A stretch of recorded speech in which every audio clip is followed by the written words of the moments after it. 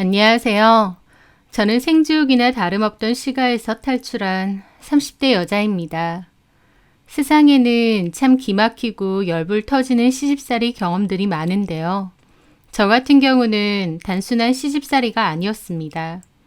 왜냐면 저의 전 시모는 말로만 저에게 상처를 주는 것뿐 아니라 손찌검까지 했었거든요. 지금 다시 생각해도 눈물이 나고 분통이 터질 정도로 화가 나고 그 인간들하고 같이 살았던 지난 날을 어떻게 버텼나 싶습니다. 저는 아빠, 엄마가 저 어렸을 때 이혼하셨고 엄마와 함께 살았는데요. 제가 회사를 한창 다니고 있을 무렵 엄마도 갑작스러운 병환으로 돌아가시게 되었습니다. 엄마가 그렇게 허무하게 돌아가신 후 세상에 나 혼자 남겨진 것 같고 외로움과 서글픔이 똘똘 뭉쳐 찾아왔죠. 엄마 돌아가시고 나서 저는 직장과 집 밖에 모르며 살았습니다. 어디 나가고 싶지도 않고 누굴 딱히 만나고 싶지도 않더라고요. 엄마 돌아가신 데에 대한 슬픔과 상실감이 컸고 삶의 의욕을 많이 잃었던 것 같습니다. 뭐 때문에 살아야 하는지 모르겠더라고요. 그래도 그나마 직장은 꼬박꼬박 다니고 규칙적인 생활을 하니 삶의 끈은 놓지 않고 살았던 것 같아요. 너무 막막하고 힘들었을 때 그 남자를 만나게 되었어요. 제가 자주 가던 회사 근처에 카페가 있었는데 그 카페를 운영하는 사장님이셨죠. 자주 가던 곳이다 보니 나중에는 인사하고 가벼운 대화 정도는 할 정도로 친해졌어요. 물론 대화라고 해봤자 날씨 얘기 정도가 다였지만요. 그런데 하루는 회사를 마치고 그 카페에 들르게 되었습니다. 비가 오는 날이었고 따뜻한 차 한 잔을 주문해서 밖을 가만히 보고 있는데 창밖에는 한 엄마와 딸이 우산을 쓰고 걸어가고 있더라고요. 딸은 조잘거리고 있고 그 엄마는 딸을 따스하게 바라보시는데 그 모습을 보는 순간 저도 모르게 눈물이 왈칵 쏟아졌습니다. 엄마가 너무 그립고 보고 싶었어요. 아빠도 없이 엄마랑만 평생 서로 의지하며 살았기 때문에 엄마가 없는 삶은 너무 외롭고 힘들기만 하더라고요. 그냥 겉으로는 티 안 내고 살면서도 한 번씩 견딜 수 없는 슬픔이 휘몰아치는 기분이었죠. 저는 누가 볼까봐 고개를 파묻고 조용히 눈물을 훔쳤습니다. 그런데 얼마 뒤 사장님이 제 앞으로 초코 케이크 하나를 갖다 주시더라고요. 저 안 시켰는데. 단골 서비스입니다. 그러시는 거예요. 좀 얼떨떨하기도 했지만 어쨌든 감사하다고 그랬죠. 초코 케이크는 맛있었고 저도 기분이 한결 나아지더라고요. 그렇게 사장님에게 잘 먹었다고 하며 접시를 가져다 드리는데 사장님이 그러시더라고요. 이제 좀 괜찮으세요? 내가 아까 우는 모습을 봤나 보다 싶어서 민망해지더라고요. 아, 네. 제가 좀 힘든 일이 있어서 한 번씩 울컥하게 되네요. 그럴 수 있죠. 그래서 이거 일부러 주신 거예요? 네. 힘들거나 우울할 때 달달한 거 먹으면 힘나잖아요. 그 순간 마음이 좀 징 울리더라고요. 단골이긴 해도 그냥 손님일 뿐인데 이렇게 마음 써주는 게 너무 고마웠습니다. 그 사장님은 인상도 좋고 성격도 서글서글해 보였어요. 저는 감사하다고 덕분에 맛있게 잘 먹고 간다고 말했죠. 그런데 막상 가려고 하니 제가 우산이 없어서 어떻게 해야 하나 망설이고 있었습니다. 사장님은 우산이 없으면 자기 걸 쓰고 가라고 주셨어요. 그럼 사장님은 뭐 쓰시게요? 저는 바로 앞에 주차되어 있으니까 상관없어요. 감사해요. 쓰고 내일 바로 돌려드릴게요. 필요하신 만큼 쓰고 천천히 주셔도 됩니다.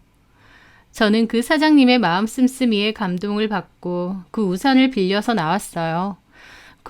저는 우산을 돌려드리면서 점심때 드시라고 일식 도시락 하나를 사왔습니다. 카페는 혼자 운영하시는 듯 했고 저번에 보니까 식사 시간에 김밥을 드시더라고요. 사장님은 뭘 이런 것까지 사오냐며 고맙다고 했고 다음번에 커피 공짜로 드릴 테니 꼭 오라고 했죠. 그렇게 그 일을 계기로 그 사장님과 저는 사장과 손님 이상의 관계로 친해졌고 연락을 주고받다가 연인 사이로까지 발전을 하게 되었습니다. 그리고 결혼까지 하게 되었고요. 여기까지만 보면 참 풋풋한 연애 스토리일 겁니다. 그 남자와 제가 결혼해서도 행복하게 잘 살았다면 두고두고 웃으면서 얘기할 만한 이야기였겠죠. 하지만 저는 지금도 그 남자를 만난 것을 후회합니다. 당연히 그 남자와 사귄 것도 결혼한 것도 후회를 하죠. 제 인생 최악의 선택이었다고나 할까요? 결혼 준비할 때만 해도 전혀 몰랐습니다. 연애를 하면서 알게 되었는데 그 남자는 홀어머니와 살고 있었어요. 그 남자가 운영하던 그 카페가 있는 건물이 그 어머님의 소유였습니다. 2층짜리 건물이었고 그 남자의 카페 말고도 점포가 여러 개 더 있었는데 그 임대료를 받으셨었죠. 여유가 있는 집이었고 남자친구는 외동아들이었어요. 제가 부모님이 안 계시기 때문에 결혼 허락을 받을 수 있을까 걱정이 많았습니다. 그런데 어머님은 제가 걱정한 것이 무색하게도 저를 환영해 주셨습니다.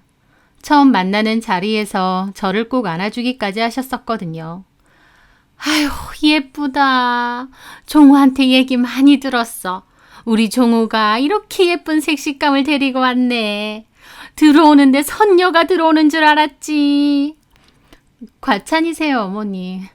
온다고 고생했어. 배고프지? 내가 먼저 주문해놨어. 괜찮지? 네, 그럼요. 어머님은 환한 얼굴로 웃으며 저를 대하셨고 그 모습에 저도 마음이 놓였습니다. 남친만큼이나 어머님도 좋으신 분이구나 마음이 따뜻해졌죠. 부모님은 이혼을 하셨었다고? 네. 그러면 아버지랑은? 연락 끊긴 지 좀 됐어요. 그렇구나. 근데 어머님마저도 그렇게 돌아가셨으니 은비가 마음고생 많이 했겠다. 이제 우리 종우랑 결혼하면 우리 식구 되는 거잖아. 나 엄마라고 생각하고 그러고 살아. 감사해요, 어머니. 말씀만이라도. 말씀만이 아니고 진짜로. 이제 한 가족이지. 말이 나와서 말인데 내가 종우 앞으로 마련해 놓은 아파트가 하나 있어. 거기서 살면 되고 혼수라든가 이런 것도 신경 쓰지 마라. 내가 다 마련해 줄 테니까. 아닙니다, 어머님. 저도 돈 있고 그런 건 제가 하는 게 맞죠. 됐어. 그런 건 네가 잘 들고 있어. 우리 집이 없는 집도 아니고 걱정하지 마라. 내가 다 준비해 줄 테니. 저는 어머님을 보면서 그 마음이 너무 감사했습니다. 저를 예뻐해 주시고 아껴 주시는데 돌아가신 엄마가 나 안쓰럽다고 좋은 시댁과 남편을 보내주시는 건가 싶은 생각마저 들 정도였습니다. 게다가 어머님은 인간적으로도 존경할 만한 분이셨어요. 봉사활동을 꾸준하게 다니셨고 정기적으로 밥차 봉사활동도 하셨죠. 젊었을 때 큰 식당을 오래 하셨다고 했는데 그 솜씨로 어렵고 힘든 사람들을 도우러 다니신다고 했습니다. 참 멋지신 분이구나. 저런 분이 내 시어머니가 된다니 참 다행이다. 그렇게 생각했죠. 그렇게 저는 결혼 전부터 어머님과 친하게 잘 지냈습니다. 그런데 결혼을 한 달 앞두고 어머님이 그러시는 거예요. 저희가 들어가기로 한 그 아파트에 누수 문제가 생겼다고 했습니다. 위층에서 물이 새서 천장이 다 젖었는데 뜯어보니 공사가 꽤 크다고 했어요. 위층에서 보상을 해줘야 되는데 위층은 보험도 안 들어져 있어서 보상 문제 때문에 갈등이 좀 있다고 했습니다. 저도 그 얘기를 듣고 놀랐죠. 당장 한 달 뒤에 들어가려고 했는데 문제가 생긴 거니까요. 어머님은 위층에서 해결해 줘야 되는 문제인데 나몰라라 하고 있다며 소송까지 할 수도 있다고 했습니다. 그러면서 물이 샌 집에서 살기는 힘드니까 일단 해결될 때까지는 본가에서 같이 살자고 하셨어요. 합가를 제안하신 거죠. 갑자기 합가를 해서 어머님과 함께 살아야 된다고 하니 좀 놀라긴 했습니다. 하지만 엄청 싫거나 거부감이 들지는 않았습니다. 왜냐면 어머님과 이미 잘 지내고 있었고 워낙 다정하고 따뜻한 분이었기 때문에 같이 지내도 별 문제가 없을 거라 생각했어요. 오히려 남편 결혼하고 나면 그 집에 어머님 혼자 계시는 게 걱정도 됐는데 당분간은 같이 사는 것도 나쁘지 않을 것 같았죠. 저는 흔쾌히 알겠다고 했고 합가를 결정하게 되었습니다. 그렇게 행복한 결혼식과 신혼여행까지 갔다 오고 곧장 어머님이 계신 집으로 들어가게 되었어요. 그런데 그 집으로 들어가면서부터 저의 지옥 같은 결혼 생활도 시작되었습니다. 신혼여행에서 돌아온 날 저희는 집으로 들어갔고 어머님이 저희를 맞이해 주셨습니다. 잘 갔다 왔니? 네, 어머님 덕분에요. 그래, 배고프지? 벌써 저녁 시간 다 됐네요. 손 깨끗하게 씻고 옷 갈아입고 저녁 준비부터 해라. 간단한 장은 내가 봐놨으니까. 그 말에 저는 좀 당황했습니다. 10시간 비행기를 타고 막 돌아와서 몹시 피곤했기에 그날은 나가서 먹거나 간단히 시켜 먹을 줄 알았거든요. 그런데 어머님은 당연하다는 듯 저에게 식사 준비를 하라고 하시더라고요. 저는 좀 놀랐지만 애써 티내지 않고 알겠다고 했습니다. 남편은 어머님 앞에선 말 못하고 방에 들어와서야 에이, 엄마는 오늘 같은 날은 그냥 나가서 먹지. 그러는 겁니다.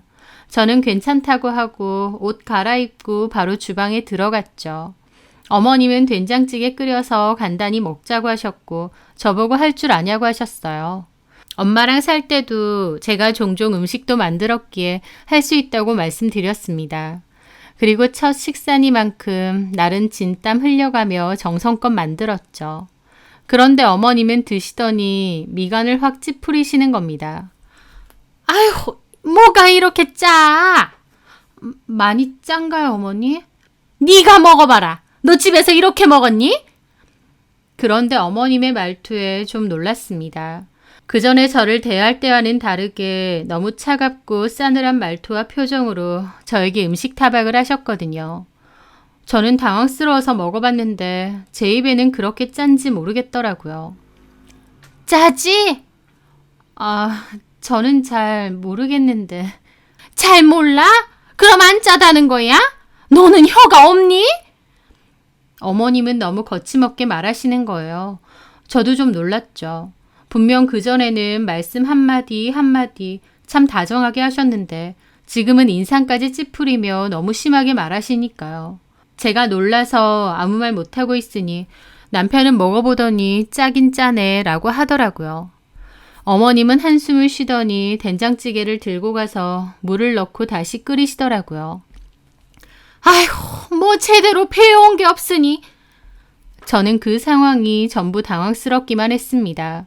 단순히 어머님이 저한테 타박을 해서가 아니라 제가 평소 알던 어머님과는 너무 다른 모습이었으니까요. 하지만 그때까지만 해도 제가 조심해야겠다고 생각했어요. 다른 건 몰라도 음식에 있어서는 예민하신가 보다. 앞으로는 음식을 짜지 않게 만들도록 내가 조심해야겠다 생각했죠. 그렇게 식사 후 저는 어머님 기분도 풀어드릴 겸 웃으며 말씀드렸습니다. 어머니, 저희 신혼여행 가서 선물 사왔거든요. 한번 보세요. 마음에 드실지 모르겠어요. 그렇게 저는 어머님 가방을 꺼내 놓았습니다. 꽤나 고심해서 고른 명품 가방이었죠. 그런데 어머님은 가방을 보자마자 표정이 안 좋아지시더라고요. 그리고는 저를 빤히 보시더니 너는 이게 나랑 어울릴 거라고 생각해서 이걸 골랐어? 라고 하시는 겁니다. 네? 너 내가 평소에 어떻게 입고 다니는지 알잖아. 근데 이런 색을 골라? 이게 나한테 어울릴 거라고 생각했으면 네가 보는 안목이 없는 거고 그냥 적당히 고른 거면 성의가 없는 거지. 그러면서 가방을 저한테 미시더라고요. 너나 해라. 나는 그런 색 안 맨다. 가방은 특이한 색도 아니고 진한 녹색이었는데 어머님은 작정이라도 한 듯 곱깝게 저를 보시면서 도로 갖고 가라고 하시더라고요. 선물을 드렸는데 그런 반응이 올 거라고는 생각도 못했습니다. 저는 어머님의 말투와 행동에 너무 놀랐고 혼란스러웠어요. 남편은 옆에서 잘 어울리는 것 같은데 라고 했다가 저보고 그냥 자기가 매라고 하는 거예요. 남편도 그런 상황에선 남의 일인 양 아무 의미 없는 소리나 하고 있더라고요. 그 후 방으로 들어왔고 저는 심각한 기분에 휩싸였습니다. 남편이 왜 그러냐고 해서 남편에게 말했죠. 어머니, 오늘 나한테 왜 저러실까? 내가 뭘 잘못했나? 엄마가 왜? 너무 차갑게 말하시고 선물도 마음에 안 들어 하시고 신혼여행 끝나고 바로 온 건데 나한테 뭐 서운한 게 있으신가? 엄마가 아파트 누수 문제 때문에 요즘 신경 쓸 게 많거든. 그래서 예민해져 있어서 그러신가 봐. 그래서 그러신 거야? 그럼 신경 쓰지 마. 남편은 대수롭지 않게 얘기를 했지만 저는 어머님의 낯선 얼굴이 너무 당혹스러워서 그날 잠도 잘 못 잤습니다. 그런데 다음날 나가보니 어머님은 또 전날과는 다르게 환히 웃으며 저를 맞이해 주셨어요. 푹 잤어? 좀 더 자지 그랬어. 네? 그래도 식사 준비도 해야 되고. 아휴, 밥이야 적당히 먹으면 되는 거고. 비행기 오래 타서 피곤할 텐데 좀 더 들어가서 잘래? 아니에요, 어머니. 갑자기 기분이 엄청 좋아지신 듯 환히 웃으며 저를 맞이해 주시는데 다시 한번 혼란스러웠습니다. 이건 또 뭔가 싶더라고요. 어머님은 그날은 또 제가 알던 어머님처럼 웃으며 대화도 잘하셨습니다. 분위기는 겉으로 보기엔 화기애애했지만 저는 속으로 너무 심란했죠. 남편 말대로 어제는 그 누수 문제 때문에 예민해지셔서 나한테 그러셨나 싶기도 했습니다. 하지만 얼마 지나지 않아 알게 되었어요. 어머님은 마치 두 가지 얼굴이 있는 것처럼 본인 기분에 따라 행동하신다는 것을요. 본인 기분이 좋으면 저한테 새아가 하시면서 잘해주시고 갑자기 언짢아지거나 수가 틀리시면 표정부터 돌변하셨어요. 저한테는 야라고 하실 때도 많고요. 도대체 어느 부분에서 어머님의 기분이 바뀌는 건지 알 수가 없었고 저는 어머님의 눈치를 봐야 했습니다. 그리고 결혼하고 3개월도 안 됐는데 어머님은 임신 소식 없느냐고 자꾸 물으셨어요. 제가 아직은 없다고 했더니 제가 회사를 다녀서 그런 것 같은데 회사를 그만두라고 하시는 겁니다. 그리고 적극적으로 임신을 하기 위해 병원을 다니든 센터를 다니든 뭐라도 하라고 하시더군요. 하지만 저는 당장 회사를 그만둘 생각도 없고 또 아이도 천천히 갖고 싶었거든요. 결혼한 지 3개월밖에 안 됐는데 벌써 센터를 다니거나 하는 건 시기상조라고 생각했고요. 그래서 어머님에게도 이런 말씀을 드렸죠. 어머니, 저나 종우 씨나 나이가 그렇게 많은 것도 아니고 천천히 가져도 되지 않을까 싶어요. 아이를 천천히 가진다고? 네, 그리고 회사도 저는 그냥 계속 다니고 싶거든요. 나중에 아이 생기고 나서 사정이 안 되면 그때 그만둬도 될 것 같은데. 그러자 어머님은 또 웃다가 표정이 싹 변하시더라고요.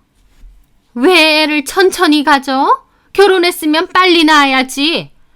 물론 생기면 낳는 거지만 일단은 순리대로. 너 혹시 딴 생각하는 거 아니니? 네? 결혼하면 애부터 가지는 건 당연한데 뭔 순리? 애 안 가지고 어쩌려고? 애 늦게 가지는 건 다 시간 낭비지. 그리고 나중에 네가 애 갖고 싶다 하면 그때는 애가 알아서 턱턱 생긴다니? 하면서 또 미간을 찌푸리며 따지시는 겁니다. 어머님의 달라진 모습에 저는 심장부터 쿵쾅거리고 기분도 상하더라고요. 그래서 저도 굳은 표정으로 말씀드렸죠. 어머님, 근데 아이는 저희 부부가 상의해서 해야 될 일 같아요. 너 말 웃기게 한다. 부부가 상의해서 할 일을 내가 나선다 그거니? 그게 아니라 종우 씨도 아이는 천천히 가졌으면 하거든요. 뭔 헛소리니? 종우는 내 생각이랑 똑같다. 아니요. 저한테 분명히 천천히 가지겠다고 했거든요. 어디서 종우 핑계를 대고 있어? 종우 씨 핑계가 아니라 어디 물어봐? 너 종우는 그렇게 말 안 했으면 어쩔래?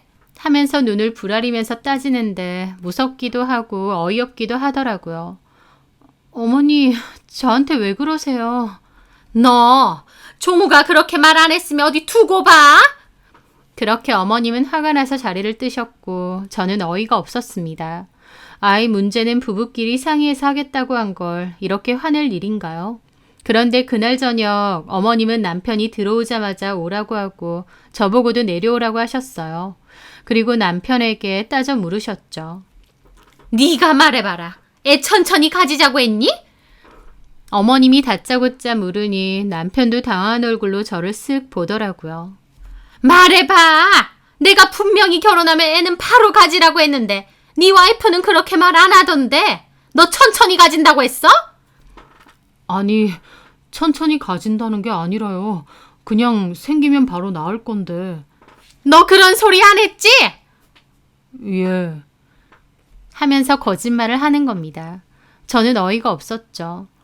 종우 씨, 나하고 그렇게 말 안 했잖아. 그런데 그 순간 갑자기 어머님이 제 머리를 위에서 아래로 탁 하고 때리셨어요. 저는 처음에 머리를 맞고도 이게 무슨 상황인지 어안이 벙벙하더라고요. 내가 지금 맞은 건가? 얼이 빠져서 멍하게 어머님을 보고 있었죠. 너 왜 없는 말을 하고 난리야? 아, 엄마 왜 그러세요? 어디서 벌써부터 남편 핑계나 대고 너 그렇게 배웠어?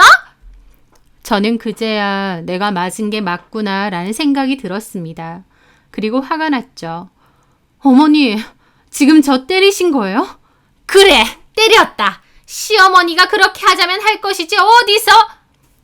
어머니, 이건 아니죠. 어떻게 저를 때리실 수가 있으세요? 그리고 제가 뭘 그렇게 잘못했다고요? 저도 화가 나서 벌떡 일어나서 따졌습니다. 너무 기가 막히고 서러워서 눈물까지 나려는 것 같았죠. 저는 그 길로 방으로 들어갔고 짐을 쌌습니다. 결혼하고 나서 변해버린 어머님을 보며 가뜩이나 이게 맞나 싶었는데 손찌검까지 당하다니 이건 참고 넘어갈 수가 없겠더라고요. 저는 바로 짐을 싸서 내려왔고 어머님도 어이없다는 듯이 저를 보고 계셨어요. 남편은 저를 말렸지만 저는 뿌리치고 그대로 짐 들고 집에서 나왔습니다.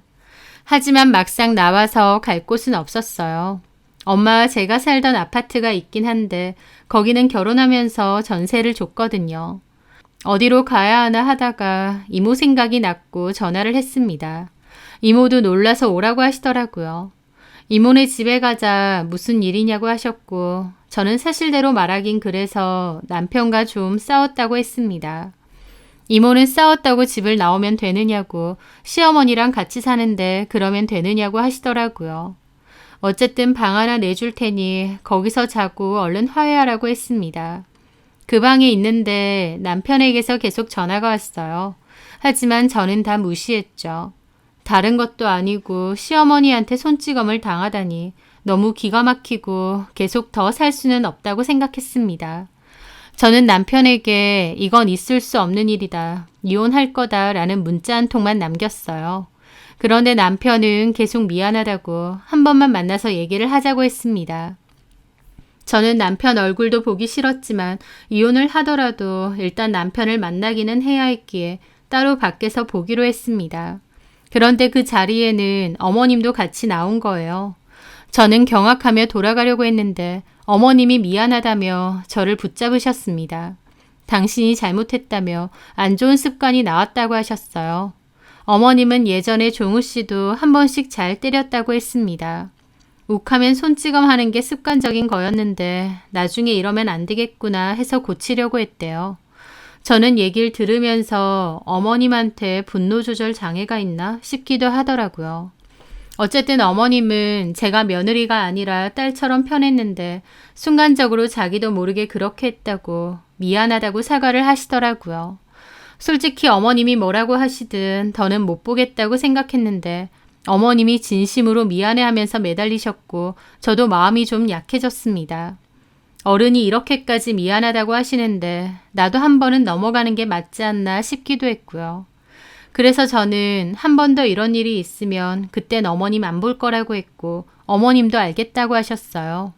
그렇게 저는 다시 집으로 돌아왔고 어머님은 좀 과장될 정도로 저한테 잘해주셨습니다. 어쨌든 저도 단호한 행동을 취했으니 어머님도 앞으로는 조심하겠거니 생각을 했어요. 그 후 어머님은 저 타고 다니라며 차까지 선물해 주신다고 했죠. 저는 괜찮다고 사양했지만 이미 사서 차키까지 제 손에 들려주시더라고요. 어쨌든 어머님도 조심하고 계시기에 그날의 일은 저도 묻어두려 했습니다. 그런데 그 일이 있고 2달도 안 됐을 때였어요. 저는 우연히 어머님이 친구분과 하는 통화를 듣게 되었습니다. 그날은 몸이 좀 안 좋아서 반차를 쓰고 집에 왔었을 때였어요. 집에 들어와 보니 어머님은 안 계셨고 저는 곧장 방으로 올라가 약 먹고 잠이 들었죠. 그렇게 한숨 자고 일어나니 어느새 저녁이더라고요. 목이 말라 1층 주방으로 내려오는데 어머님이 통화하시는 게 들렸습니다. 그래서 잠시 후에 다시 내려오려고 했는데 가만 들어보니 제 얘기를 하고 계셨어요. 부모도 없고 가진 것도 없고 볼 거라곤 하나도 없는 거 성격 하나는 순한 것 같아서 결혼 허락했더니 그거 머리 한 대 때렸다고 이혼하겠다면서 길길이 날뛰는 거야. 어디 갈 데도 없는 게 짐까지 싸들고 나가고 내가 생각 같아선 그 머리채를 잡아 끌고 와서 두들겨 패고 싶은 걸 종호가 보고 있어서 참았다. 그래, 나 성질 많이 죽었지. 기억나지? 예전에 종호랑 만나지 말라는데도 종호 만나다가 걸렸던 그 고졸기 집에 내가 그 기집애 집 찾아가서 머리끄덩이 잡았잖아. 아니, 내가 그때처럼 머리끄덩이 잡은 것도 아니고 머리 한 대 척기로서니 바로 짐 싸들고 나가고. 아휴, 아주 상전이야. 어디 두고 봐. 내가 지금은 참고 있는데 나중에 애만 나면 가만 안 둘 거야. 지가 애 낳고 또 어딜 도망가겠어. 시어머니 말을 똑바로 들어야지. 어디 지가. 그 말을 듣는데 저는 입이 뜨악했습니다. 그리고 너무 무섭더라고요. 어머님과 단둘이 그 집에 있는 것조차도 갑자기 확 무서워졌습니다. 저는 서둘러 방으로 올라가려는데 제가 올라가는 인기척에 어머님이 급히 나오셨고 저를 보셨어요. 몹시 놀라시더라고요. 너 있었니? 회사는? 몸이 안 좋아서 반차요. 언제부터 있었던 거야? 저 올라가서 좀 쉬겠습니다. 그렇게 저는 어머님을 피해서 방으로 갔는데 어머님이 따라오시는 거예요. 그러면서 제 눈치를 보시더라고요. 저기 혹시 내가 통화하는 거 들었니? 저는 아무런 대답을 못했고 어머님은 낭패스러운 표정과 함께 웃으며 저를 달래려고 하시는 거예요. 저기 혹시 오해가 있었나 본데. 아니요, 어머니. 어머님이 저에 대해서 어떻게 생각하시는지 잘 알았습니다. 내가 널 어떻게 생각하긴. 저는 솔직히 어머님이 이러실 거면 왜 결혼 허락하셨는지 모르겠어요. 그리고 어머님이 무슨 자격으로 저를 길들이려고 하시고 손찌검까지 하시는 거예요? 제가 애를 낳으면 그때 두고 보자고요? 어머님 진짜 무서운 분이시네요. 어머님 보시기에 모자란 구석 많은 저 며느리로 맞이해서 어머님 입맛대로 마음대로 하면서 사시려고 하신 거예요? 예, 너 지금 무슨 말하니? 그런 거 아니고. 저 어머님 생각대로 그렇게 살 생각 없습니다. 그러자 어머님은 또 정색하시더라고요. 그렇게 안 살면? 저는 입 꾹 다물고 아무 말도 안 하고 있었어요. 그러던 와중 마침 일찍 일을 마친 남편이 집으로 들어왔죠. 방에 들어오다가 어머님과 제 분위기가 심상치 않으니 눈치를 슬금슬금 보더라고요. 그렇게 안 살면 이혼하게? 또 저번처럼 나가게? 내가 뭐 어쨌는데. 이것보다 어떻게 더 잘해줘. 내가 너한테 요즘 얼마나 잘하니. 그런데도 성에 안 차? 어머니, 저한테 도대체 뭘 바라시는 거예요? 제가 뭘 어쩌길 바라시는 거냐고요. 어머님 눈치만 보고 어머님 하라는 대로 하길 원하시는 거예요? 며느리가 시어머니도 눈치도 안 보려고 그랬어? 여보, 왜 그래? 저는 도저히 못 참겠는 기분이 들어서 자리에서 일어났습니다. 이건 아닌 것 같아요. 이 집에 있는 것도 싫고 저는 어머님이 원하시는 그런 며느리도 못 될 것 같습니다. 그래서 나가겠다고? 종호랑 이혼이라도 하겠다고? 내 아들 결혼 반년도 안 돼서 이혼남이라도 만들겠다고? 그게 대수인가요? 그 말에 어머님 눈이 확 돌더니 갑자기 저를 또 때리려고 손을 확 드는 겁니다. 저는 시겁했고 어머님은 참는 듯 손을 내리시더라고요. 너는 가만 보면 참 매를 부르는 것 같다. 막말로 너 뭐 볼 거 있니? 부모가 있기래, 돈이 많기래, 직업이 대단하기래.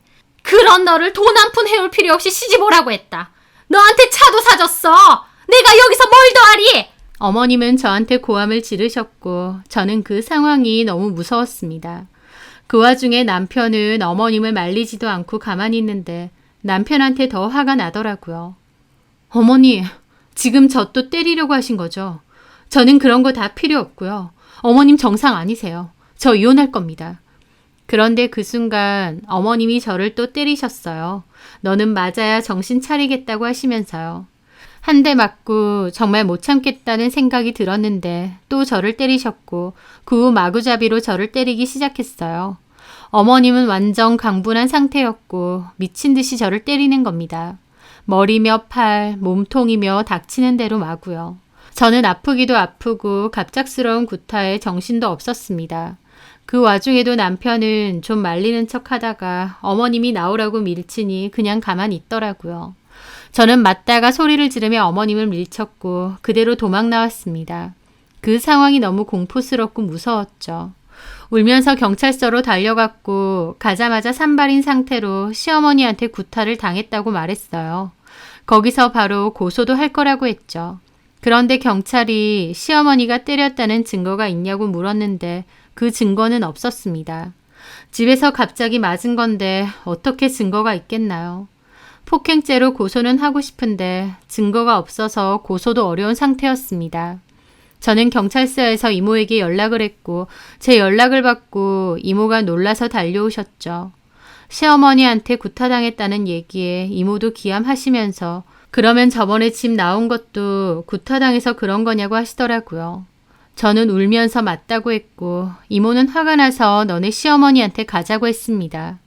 그렇게 이모와 시어머니가 만났는데 시어머니는 자기는 그런 적 없다고 증거 있느냐고 끝까지 발뺌하더라고요.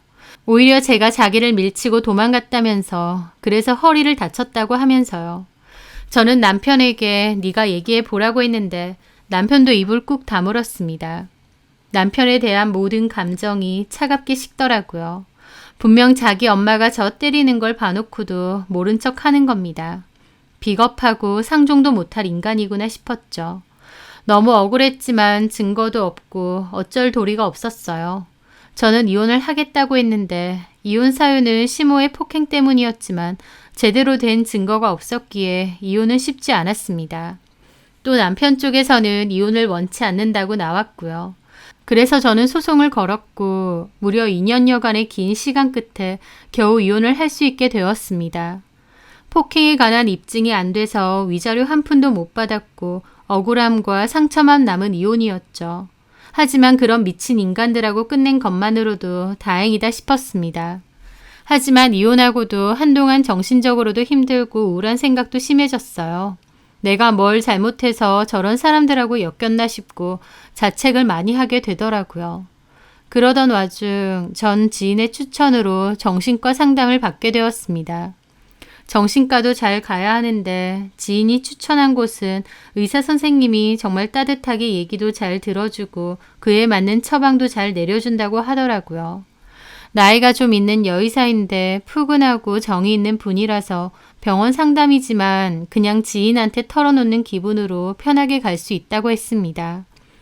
그리고 멀지 않은 동네였기에 저는 그곳으로 가서 상담을 받게 되었습니다. 상담을 진행하면서 저는 제가 겪었던 일에 대해서 다 털어놓았어요. 원장님도 제 이야기에 안타까워해주고 진심으로 제 얘기를 잘 들어주시더라고요. 그리고 용기 있게 이혼 결정하고 잘 끝낸 거 정말 잘했다고 하셨어요. 저는 상담을 받으면서 또 홀가분하게 지난 날을 털어놓고 약도 복용하면서 훨씬 마음이 안정되었습니다. 그렇게 상담도 종료되고 약도 끊고 저는 조금씩 예전의 모습을 되찾아가면서 제 생활을 영위해 나가고 있었죠. 그러다가 그 소식을 듣게 되었습니다. 전 남편이 결혼을 한다는 소식을 말이죠. 어이가 없더라고요. 자기 엄마가 그렇게 제정신이 아닌데 무슨 재혼을 한다는 건지. 참 기가 막히고 그 결혼한다는 여자는 이런 걸 다 아는지 궁금했습니다.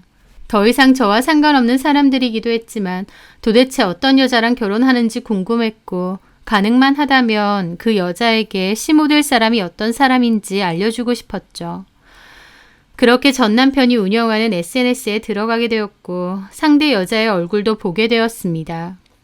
게다가 그 상대 여자네 부모님과도 왕래를 자주 하는지 사진을 여러 장 올려놓았더라고요.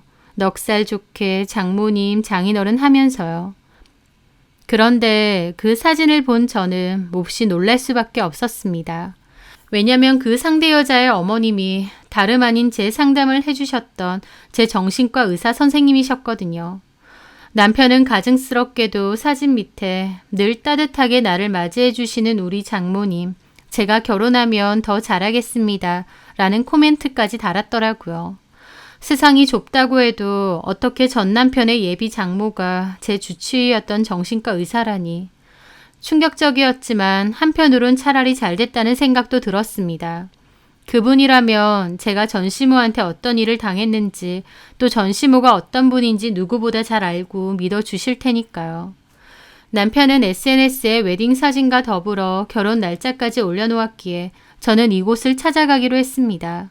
그리고 전 남편의 결혼식이 있던 날 증거로 쓸 순 없었지만 혹시나 해서 찍어두었던 폭행 사진까지 챙겼습니다. 두 번째 폭행이 있던 날 시모가 무자비하게 저를 때렸기 때문에 얼굴과 팔 등에 멍이 들었었거든요. 그걸 찍어둔 사진이었죠. 그렇게 저는 마음먹고 결혼식을 찾아갔어요.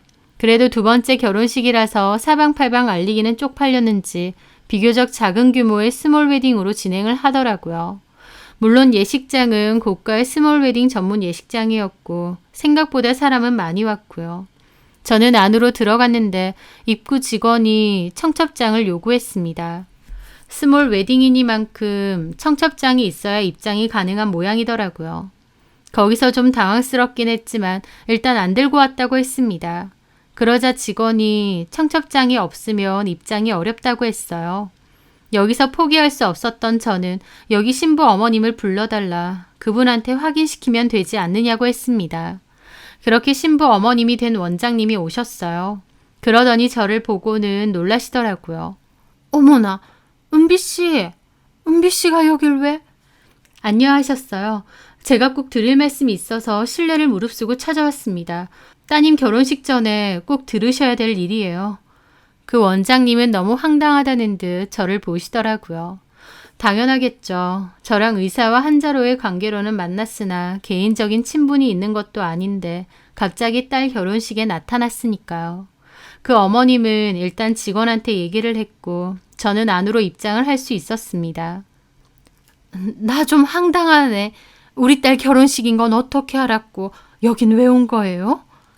많이 놀라셨죠. 저도 이렇게 원장님 다시 만나게 될 거라곤 상상도 못했습니다. 그런데 우연히 알게 됐어요. 따님 결혼하신다는 거. 그리고 그 따님이 결혼할 남자, 제가 잘 아는 사람입니다. 우리 이서방을 안다고요? 네. 아니 어떻게...